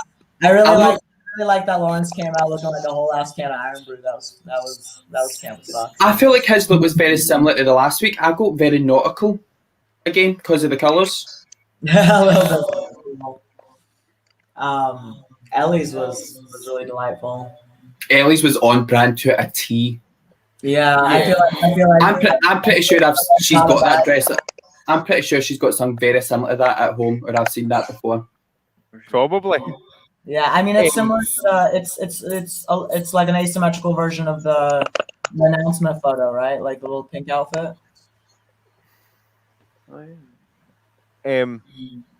No, like, and I think Ellie was right with what she said. She was either going to do great or flop. So they're going to say, that's brilliant because it's right on brand for you, or we're going to go, that's We've seen it before.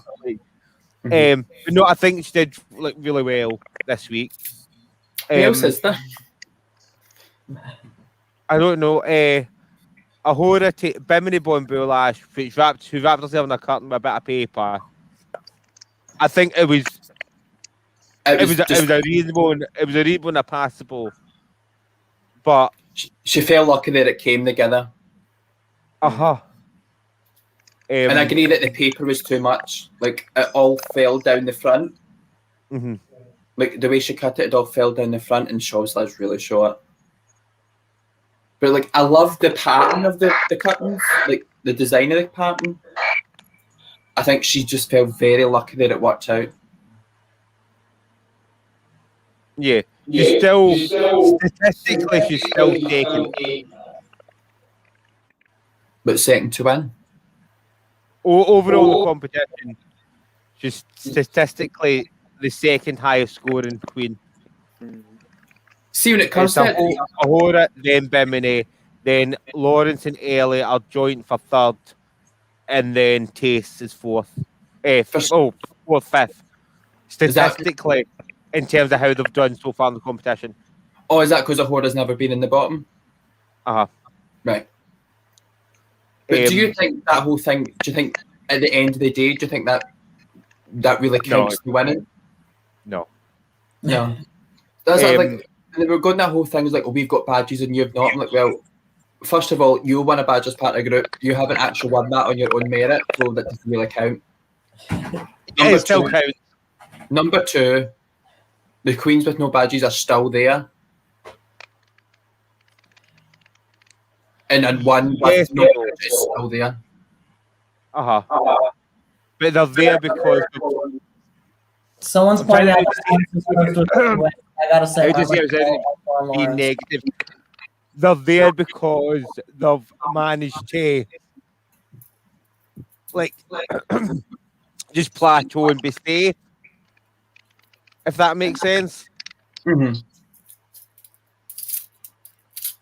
I'm not saying winning badges is the be all and end all of it, but there is, whether they win it in a group challenge or in a solo challenge, they have still won badges and been able to deliver. Oh no, technically they won a badge, but I was watching that clip of how grand they were about it. I'm like, that's all they've got in the UK version. Right? You get more money for doing Glasgow's Drag Race than you do for doing Drag Race UK. Right? Crystal has walked away with a cash prize, as far as I'm aware, unless they've changed that in the last couple of hours. Crystal walked away with money tonight and she was eliminated. Clearly. Oh, I don't know. Well, No, read your email and read your text, you should be getting money. Well, I'm going to pull them up it then. Like, as far as I knew, the eliminated queens all received money when they got eliminated. Could be wrong. But I don't know if it's like a personality thing, like, because I'm not that like interested in winning, and I know it's for TV, and I know that they personally, the Queens, are putting it up for TV. I'm just that kind of person that I wouldn't go on and pretend to be grand or like I would go on and be me, and yes, you try and make good TV, but like it's like you season 2, yes, you walk away with no money in a shitty BBC show on the internet that maybe no one's going to watch. You're All the still ones, going not to. even BBC. Well, the Vivians is on BBC catch up after Drag Race. So Aye, but the Queens still know at the end of that year you're walking away in a whole different tax bracket. You're making that much money. By the end of the year, you're in a different tax bracket. Whether you win or no. So the badges, you don't walk away with 10 grand, but time the Americans win that and pay tax, they're about 5. So they'll make more in the first 2 than they will win in it. yeah, but the fact that they're actually able to win challenges directly say something about what they're able to do. Drag Race might not be the be all and end all of drag, but they're still able to actually win challenges. So being able to take pride in the fact that they've won something I think there's should difference be celebrated. there's Right. difference between taking pride and being arrogant about it. Oh, you're the next to go home because you've not won a badge. And Yeah, because they're at week 7 and they still haven't been able to. You know what I mean?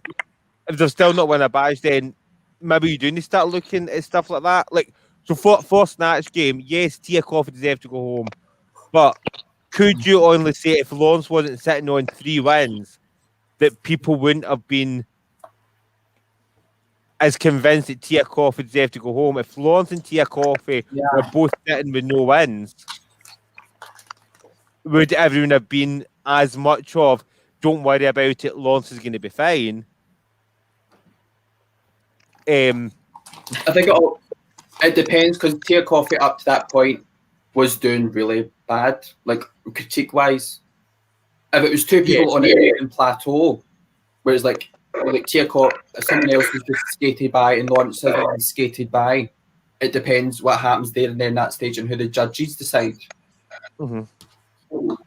But Tia Coffey's an extreme man because each week she was at the bottom or nearly gone home. But at the end of the day, if she would lip sync against Lawrence and done a better job than Lawrence, surely it all depends on the Queen. Like if that person thinks, oh, they've got more to show. Like yes, you've won every single week, but I think for the TV show, we've seen everything you can give. I'm just saying, for me as a person, that attitude of theirs, of their grandeur about winning, and repeatedly have to say, sorry, I can see where you're coming from, no, because every competition you've done, you've lost. So I can see how you might be a wee bit sensitive to the issue. Aye. And you know that that's a joke, and I mean it with love and affection. No, I know it's a joke. Nobody laughs. It's a usually a joke. Aye. Just remember who's sitting with a national title. Yes, for someone else's joke. Who's sitting with a national title? No title, it's a review. At least I can still win something. But watching a competition. Right, so back to the, because I keep fucking forgetting about the comments because I keep going full screen so I can see it. So Lawrence isn't first statistically with 3 wins. Well, right. So the way that I worked out was a win got 5 points, high got 4, safe get 3, low got 2, bottom 2 got 1, and eliminated get 0. If you work it out that way, Lawrence is sitting on. Fuck. I think he's 20 points. I wrote it down and forgot to bring a bit of paper. But working it out that way, it goes Ahura, Bimini, then Lawrence and Ellie, and then Taste.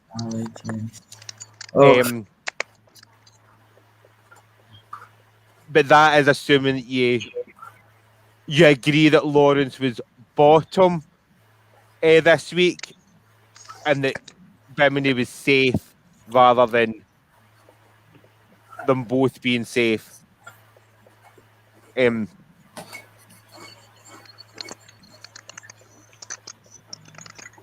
What a system. Amazing. Sorry? Just the arithmetic on this system. I love it. You've got a whole formula. It's just the easiest way of sort of like working it out. And literally, I think until this week, Lawrence was always at the top. I feel like I still have I feel like I still have faith in Lawrence to pull it out, just because like don't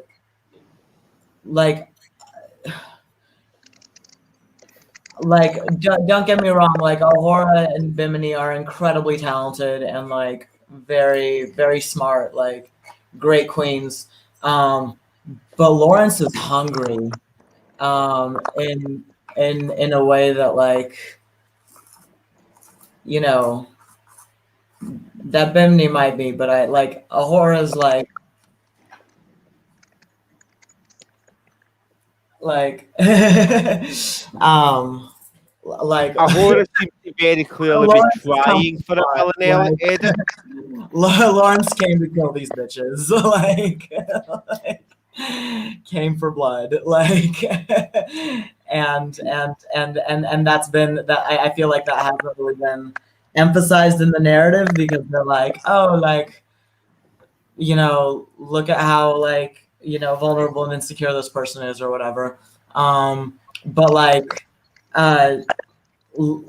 Lawrence, like the first time I got to perform with Lawrence, she was wearing a Queen Elizabeth costume that she had, of course, sewn herself, and it was like it like Glasgow drag is fucking incredible. Like, you guys are sitting on an absolute gold mine of like world class fucking talent. Like, there's just incredible queen upon incredible queen in Glasgow. And Lawrence is like, I mean, yeah, like she's driven in a way that I think, you know, someone with a little bit more privilege might not be. And I feel like it really comes through in her drag and how much she puts herself into what she does, if that makes sense. No, I think like definitely every week can say she's fighting to win or be at the top and definitely deliver her best. But then, is that personal bias because we know Lawrence, or kind of know Lawrence, that we know how dedicated she is to make sure she gets things perfect? And like, if we knew the other queens better, could we maybe spot that in them as well? I'm just saying it's a difference between the Scottish queens versus the London queens. I think Lawrence has definitely proven that it doesn't matter where you live in Britain. If you're talented, you're talented. It doesn't matter what city you live to or move to.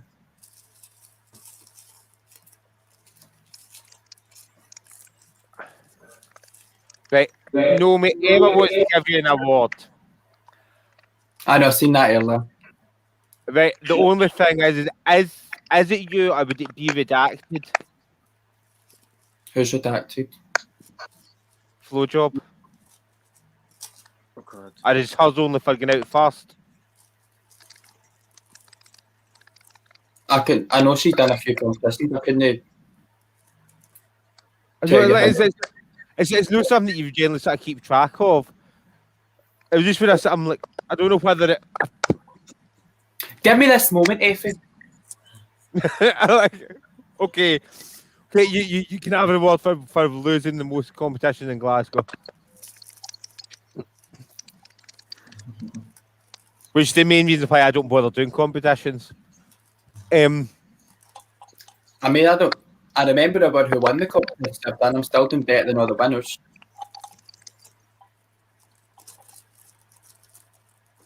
I can I think I knew you doing one competition.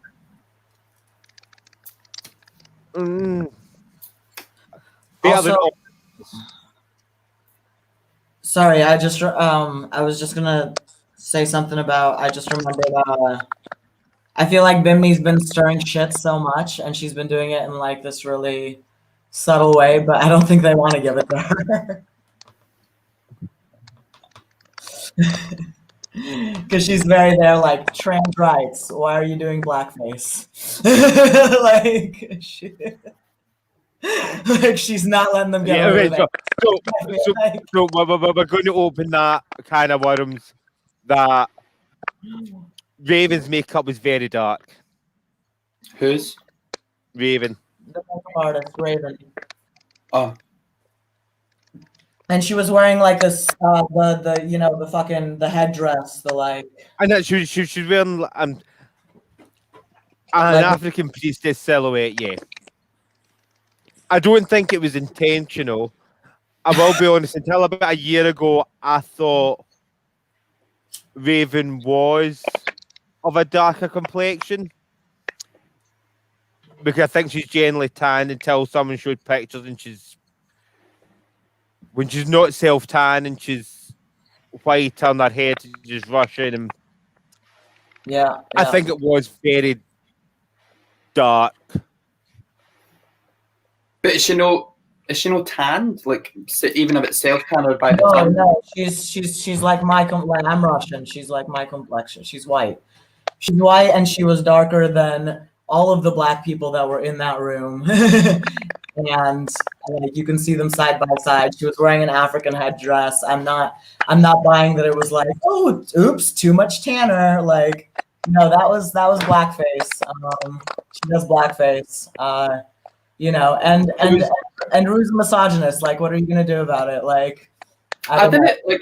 I can get how, I can maybe see how people think the hat, like African priestess, are African, but like if you watch a lot of classic movies or fashion from like the 40s and that design of hat, yeah, is a well-known design of hat for women in general of all colours.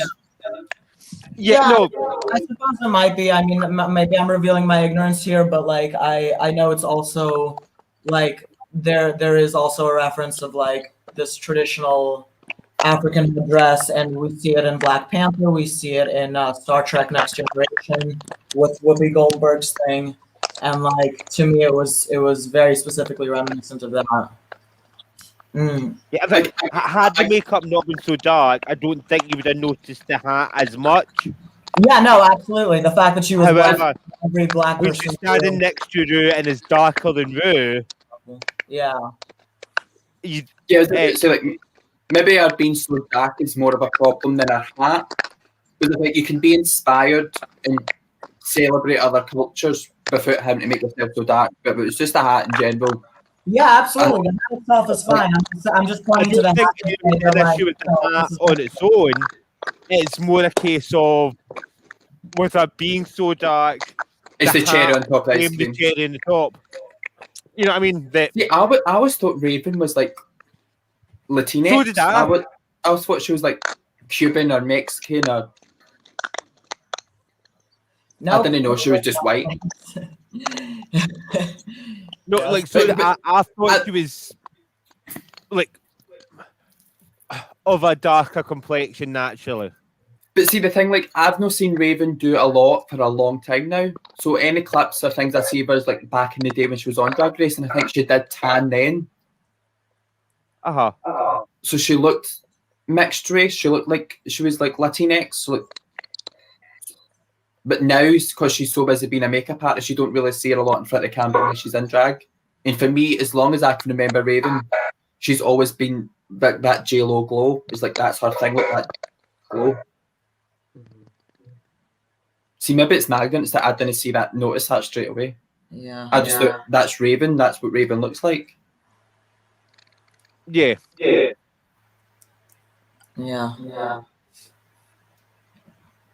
No, I remember.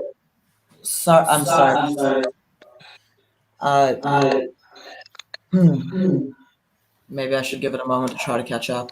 Oh, there we go.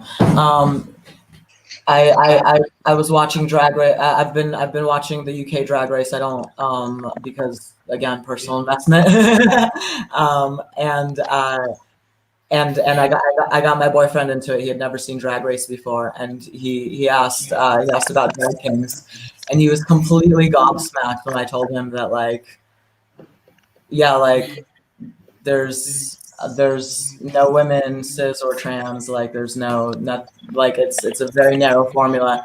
And he just had this like moment of being very Dutch. He was like, but that's not legal. Like you can't, like straight people aren't allowed to be like, we don't hire women. How is motherfucking Paul Charles getting away with this? Yeah, it's probably just a loophole into it. Embarrassment, frankly. And now they've got this blackface thing going on. Like I think the biggest thing is that it doesn't allow personal taste women to compete in it. I think that's probably just a loophole that when you sign up, it never mentions that you're not allowed to. They just don't pick those people. Yeah. But I think they've not done great for like trans people on it, but there has been trans people on it. I think a lot of the time that's not celebrated enough, and they're too busy. No, that is very something. They trot them out, and they're like, "Look how inclusive we are. We have this person who just came out as trans, but like they fit our definite. But they haven't had any operations, so they fit our narrow version of drag. But like, here's their emotional vulnerability to show how inclusive we are. Look, we've got non-binary people here. We have a trans boy. Like, they definitely like they tokenize, but like." There are I guess hyper queens is the correct term now. I don't even think they like being called that. And there's individual people. But I don't think RuPaul's very different on that. A lot of people do things like that just to tick a box. They'll get everyone or anything. It's like applying for college. See if you apply for college and put in that I'm dyslexic or something like that. You get extra points to push you further forward because that's a diversity card that they need to tick. Yeah. But I have noticed a lot of people yes, RuPaul has said horrific things and publish a lot of what people say about him is true. But I think it's something there needs to be celebration for the people who have went on it. Like their personal victories being, oh well, look, you never actually came on the show as trans. This is like you've came back as all stars and now you're living your authentic life now. Do you know what I mean? Like that person is still on the show. There's still non-binary people on the show. There's still gender neutral people on the show. There has been trans women on the show. There has been trans men on the show. And I'm very happy for them. But I'm going to say something semi-controversial. Do you think that there's some people who just like to complain? So since season 3, there has been trans people on the show. Since season 2, trans people on the show.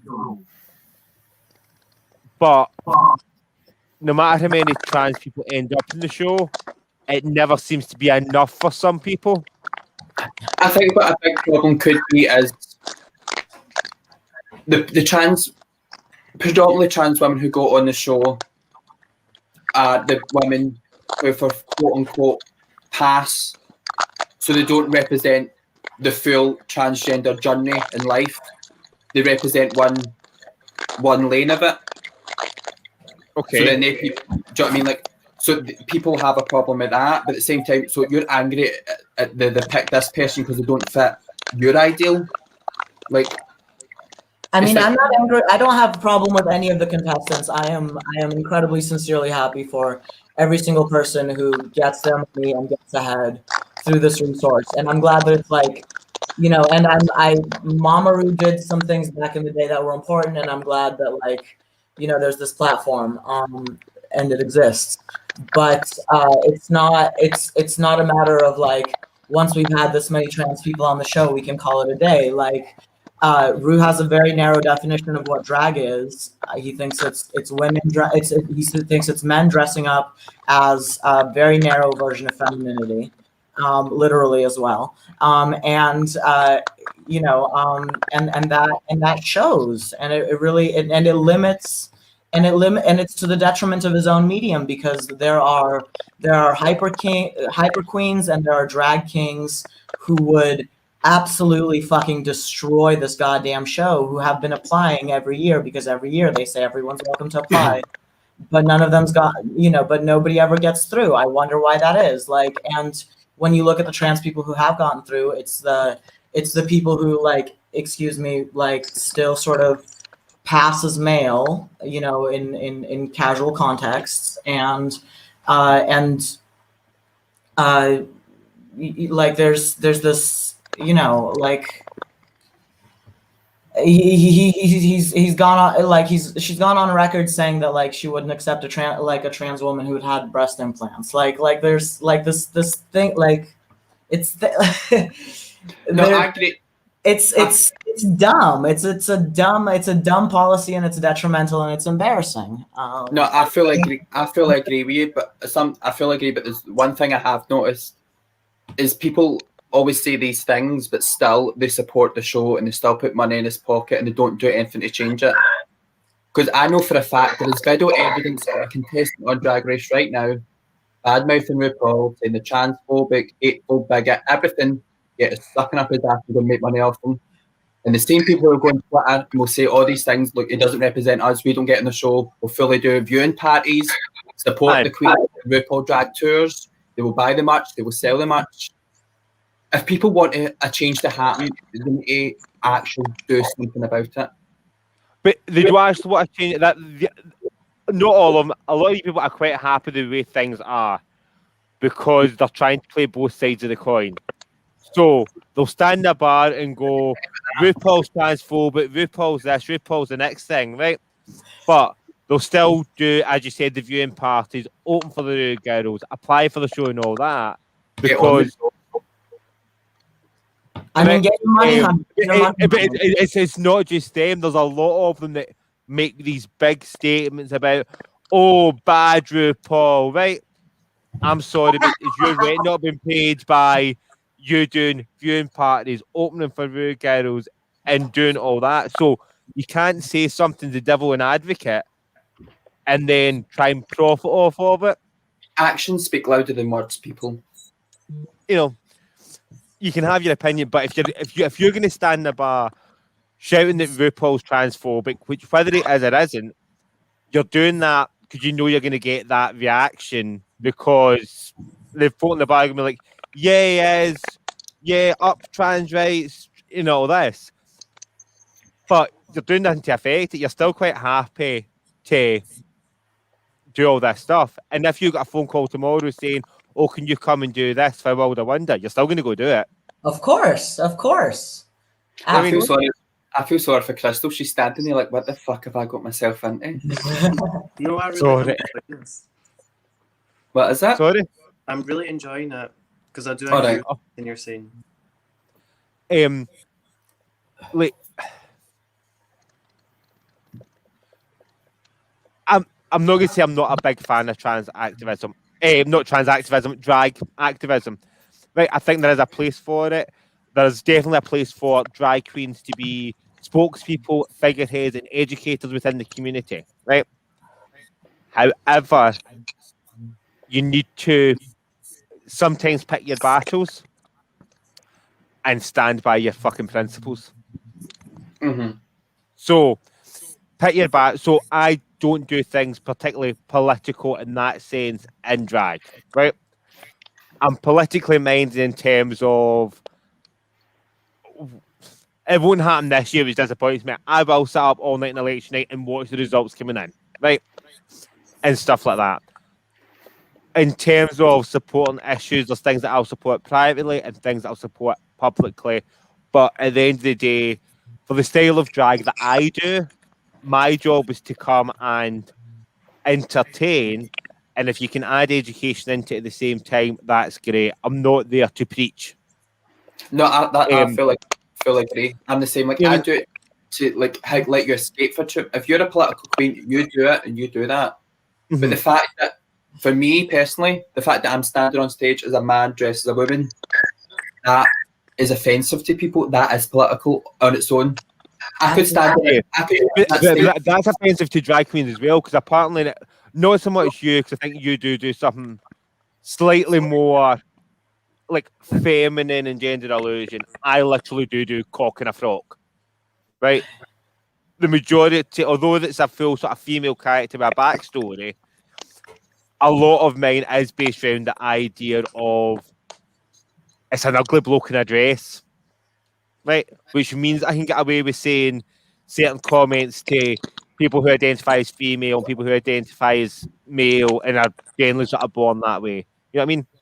I can tell, like, the man in the audience that he's bald, to make fun of him being bald, but still say that, you know, he's good looking and all that, and turn to his wife and say, you and me suffer from the same problem. I take my bra off, my tits hit the floor. You know what I mean? And that's funny to that sort of audience. But there is people, and they're quite vocal about it, that this style of drag that's been going for 100 years shouldn't be there, because we should all be standing up and like being there half naked with stuff painted across us, or holding up big signs that say trans rights or Black Lives Matter. You know what I mean? And if that's what you do, that's fine. But don't. But I'm going off topic. I'm going off topic. You do what you do, but know what you're doing, and if you decide to do something, stand by it. Right? Don't stand there making big sweeping comments to get a reaction, because you know that everyone's too scared to be at the wrong side of the social justice warrior agenda. What's the social justice warrior agenda? I mean, I don't. Well, so there's some people that always have to be like, always have to be front and center, fighting for rights of everyone else. It's not about supporting everyone and all that. It's they've got to be the one shouting and leading the charge. But at the same time, I mean, I don't think I'm shouting in the charge at all. I'm not talking about you. Also, but at the same time, if they were given the opportunity, right, so they'll stand there and they'll shout that RuPaul's transphobic or Black Lives Matter and all this. Yeah. But at the same time, if they get a phone call saying, "Oh, can you come and do this?" the principals go out the fucking window. I mean, I don't think prioritizing your survival is being the same thing as being unprincipled. I also don't know that, like, you're describing what you do, and it sounds very political to me. You're embodying this like liminal space between genders. There's this, like we do live in a world where, like, there are these social power differences between men and women, and you travel between them, and you challenge them, and you sort of charm the men in this feminine way, but that is still like relatable and like not threatening, and like you're able to push back on, like, I don't know, like, to me what you're describing sounds incredibly political, but like the aesthetics are different, because like the drag traditions of like American drag tradition versus like UK drag tradition is like it's just two very different things. We've got the Stonewall Queens, and like and you guys do this like the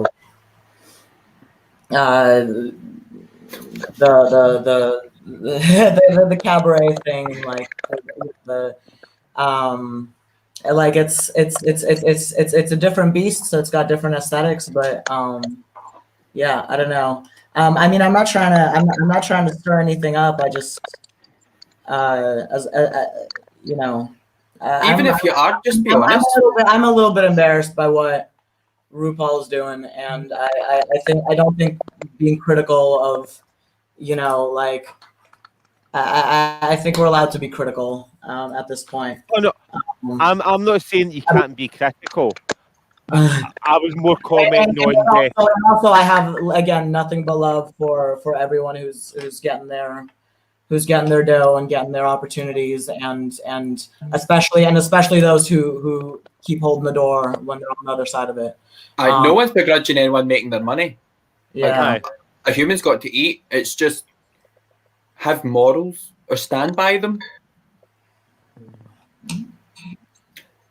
And see if you're going to have an opinion about something and share it, and you're on the right side of history where you're standing for a cause. I think, me personally, it should be not calling people out. It should be calling them in. You should want to call them in to talk to them. Absolutely. If you're going to make this grand statement that you should believe this and you shouldn't talk to that person should be cancelled, and this is what I believe. You could be right, but I mean, but- welcome to reach out to me. I would love to answer her email if she wanted to be called in.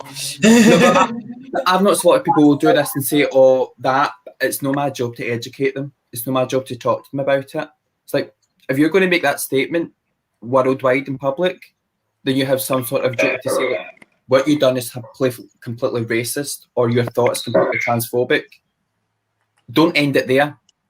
End it with, I'll message you, why don't we talk about it?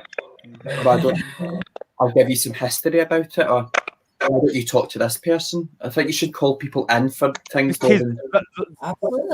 Absolutely. They want to say that they're doing it for education purposes. They're not. They're doing it for clout. Not everyone, but a lot of them. They're doing it for the likes and the outrage rather than actually wanting to help. Maybe. And it's not everyone. I know that's a sweeping statement. But I think there is a lot of people that are just wanting to be. They just want to be heard. They just want to be seen to be doing the right thing and maybe not actually do it. It was like when there was the Black Lives Matter blackout, right? And Black Lives Matter even said, "Don't do that whole like put the black up, because all you're doing is literally stopping people from getting the information." Yeah. Rather than putting your social media black for a day, why not post an image that is a Black Lives Matter fact or infographic or something like that? I like a link to an article, something actually educational. But and then it was like anyone that didn't have a black Instagram picture up was then getting called out for it, and it's like, nah, doing my own thing. There's things that are a wee bit disingenuous. Yeah, no, absolutely. Especially when you see companies doing it when it's like, Chase Bank, but like this happens with Pride every year, right? It's like, Chase Bank for gay rights. Like, no, like you fuck off. Like, well, I think that was very apparent this year because all the companies that already bought their rainbow stuff, right, had paid for their new rainbow logo. The price of accounts this year, so rainbows for NHS. Right.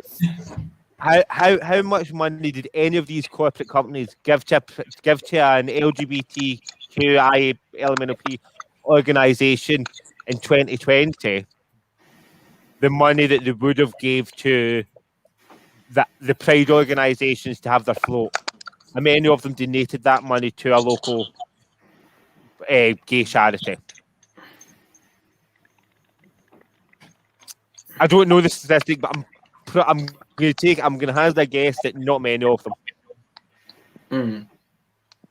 Because they weren't getting to say, we support, or here's insert corporate names, Pride team.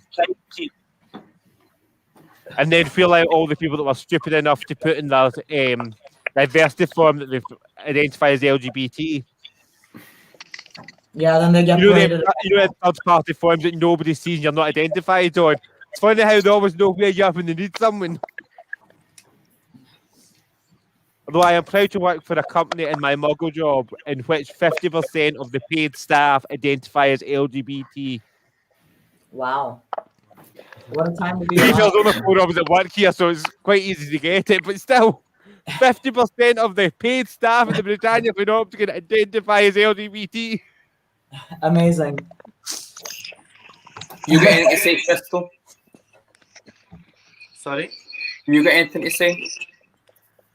I think you've pretty much covered everything. I'm more of a listener. Like, I really love to listen and take in information. I just keep on getting the fear that, she just wants to click off and go to bed and she doesn't know how to ask us. You can if you want, because you were only here for your interview, and it's just that I thought you might as well stay now that we're chatting. But if you want to go, you're more than welcome to. Or you can stay and listen. And if you want to stay, you're welcome to stay as well. I do have some studying to do for Monday, so I think I Not a should. problem. But I Well, really, thank really you very do- much for joining us. Oh, thank you for the invite, and thank you for all the comments. Like, I really do appreciate all the, what's it called, constructive criticism. You're very welcome. And good luck in your future endeavours. Thank you. Unfortunately, none of that's of any shows that we can book you for at the moment, or we could make some sort of like empty promise of, and we'll make sure to book you in the future. But, you know, the rest of us are fine for what we don't. But good luck in everything that you do going forward. Thank you so And no much. doubt we'll see you in some other online competition soon, hopefully, if that's what you want to do. Probably, yeah. Well, All right. love yous and leave yous then. Bye. Well, that was sweet. I just kept getting the feeling like I know she likes listening, but like she could be saying that like I'm a guest here. I don't know how to say peace out. No, that was completely my fault. Because in my head, we're coming in, we're doing a re-interview, and then that was us all sorted. And I'm like, we've done that. Like, I don't want to say, right, bye. I'm like, oh, we can talk about Drag Race UK. She can stay if she wants, but I meant to actually say to her, we're about to move on to this. If you want to stay, feel free. And if you've got stuff to do, you can go. And I completely forgot. So I don't know. Well, next week we'll be joined by, no. I don't know who we'll be joined by next week. I think it'll be interesting. We may not be joined by anyone that's not compulsory that they do this. It is just their opportunity to come and talk about it and get to their sort of say of like, I think I was robbed. It should have been me. The drag queen. She's the head judge. Famous is the head judge. Yeah. So, have we anything? We've actually went over our time anyway. Have we anything else? I'm gasping for a fag because he smoked all the way through. I'm so sorry. No. I'm sorry. Terribly rude of me. Terribly rude of me. Is there any other comments you want to make on Drag Race UK or any of the topics that we've discussed this evening before we sign off? Just watch it and keep up to date because we'll be discussing it next week. Be respectful of everyone, and if you're going to make a statement, stand by it. Or if you've made it wrong, own up to your mistake. Just be nice to people. Be kind. Be respectful. And If you don't be a good cunt. And if you don't understand something, the least you can do is respect their choices. Yeah. Maybe choices is the wrong word. Respect them. Well, if you've enjoyed yourself this evening and you want to support 3 out-of-work queer performers or LGBT performers or however you want to do it, there is the PayPal link at the bottom here where you can donate, and that money is then split between your 3 panelists. If anything comes in, then we sort of split it. You know, some of us, it's expensive for me to look this cheap. Some of us need to buy heat and electricity, groceries. So, thank you for joining us. We will be back next Saturday at 8 p.m. Yeah. I'll be in a caftan, but I'm going like I might need to make sure that there's someone to start this in case I'm late coming if I'm filming something else. But anyway, we'll sort that out. We'll see you next week at 8 o'clock. Stay safe, wear a mask, and see you soon. Tatty bye. And keep waving because I've done it again. Every week I do this. I forget to get the titles ready before I do it. There we go. Don't